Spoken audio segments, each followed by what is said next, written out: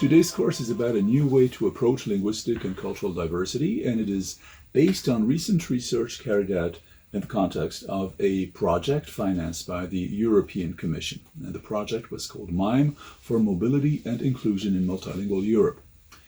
Now, the main point of this new project was to provide an unexpected, new and broader way to look at linguistic and cultural diversity. Instead of looking at it a very traditional way, using either a legal or an educational, possibly a cultural approach, or to think in terms of rights, we have been thinking about linguistic diversity in a different manner. In particular, we started out from the observation that linguistic diversity has always been with us, but that the conditions under which we can manage it have changed considerably over the past few decades in connection with things such as globalization. Now, this requires novel ways to think about diversity. In particular, it requires us to combine aspects that are not just legal and educational, but also political, economic, etc. Taken together, this means that we need some sort of unifying template to think about linguistic diversity. And for this, we also need a new model to think about it. Now, the model that we have been using is one that combines two main concerns. The first one is that in our day and age, diversity also proceeds from the fact that people are more mobile than they used to be. And this mobility means that we are confronted with new manifestations of linguistic diversity, even in places where such diversity was relatively infrequent. It is now becoming more frequent.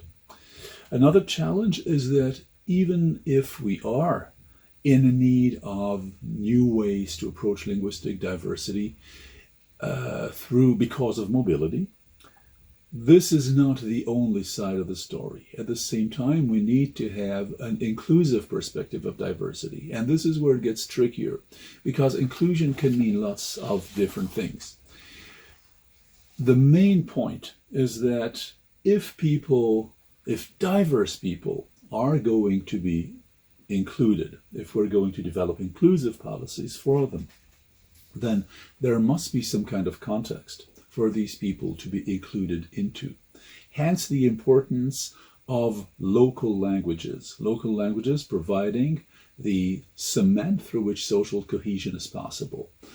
At the same time, the locales in which people from elsewhere can be included, mobile people in particular, these need to accommodate the linguistic features of the people coming from elsewhere. Now, we end up with a relatively novel problem. Well, the problem is not novel, but putting it at the center of the investigation is novel.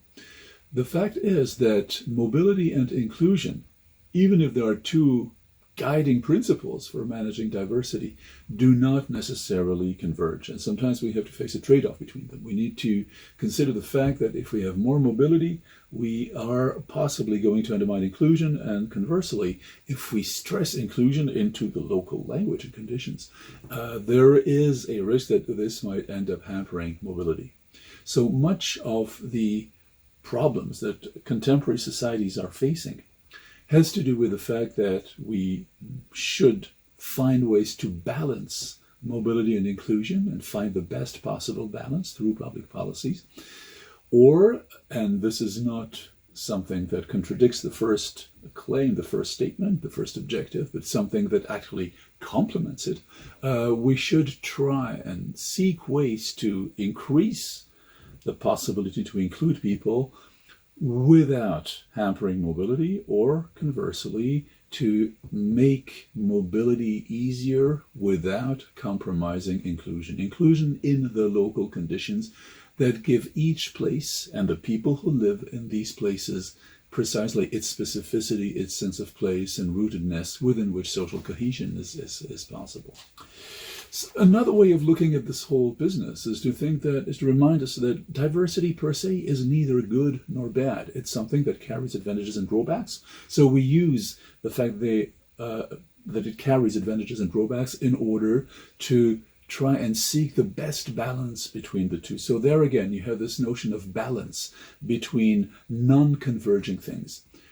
So much of the problems that I've just raised are classical issues in public policy analysis, which is why we propose to balance mobility and inclusion through a sensible approach to language policy that posits language policy as something which is simply one form of a public policy, just as we have public policies for health, for transportation, for education, for the environment. The idea there is to have public policies for language that draw on the usual concepts of public policy evaluation, such as effectiveness, cost effectiveness, also known as efficiency, and fairness. Now this ends up, this raises a number of questions, which I'm going to put to you now. Let's first think about the following. Now, why, and I'm going to read them because I want to get them right. Why is it impossible for human societies not to engage in diversity management? Why can we not have some kind of language policy? Putting it another way, why is language policy unavoidable? Second question, how would you define inclusion beyond the mere opposite of exclusion? I have sketched out a little bit what I mean by inclusion and what our research has generated in terms of new knowledge about how to look at inclusion, but how would you formulate or possibly reformulate this? Third question is why is the vitality of local languages essential to ensure inclusion? I've told you something along the lines of, well, there must be something for mobile people, for newcomers to be included into. Well, let's look at this a little bit deeper. What does that actually mean in practice? Question 4 is the following. Do you think that multilingualism can enhance creativity and innovation?